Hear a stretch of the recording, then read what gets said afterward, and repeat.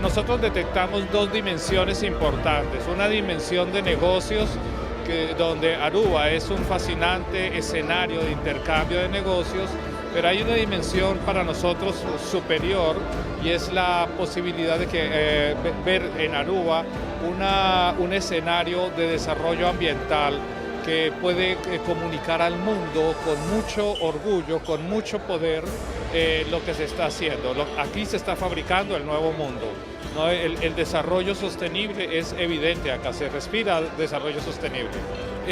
Sin duda participaría. Ya parte de mi corazón está en Aruba, pero sin duda recomendaría, hay un inmenso sector de desarrollo ambiental y sostenible en Colombia, economía verde, economía sustentable, que debe tener la oportunidad de conocer acá. Creería y me comprometería a traer nuevos colegas y creería que Aruba debe hacer un poco más de presencia institucional en nuestro país.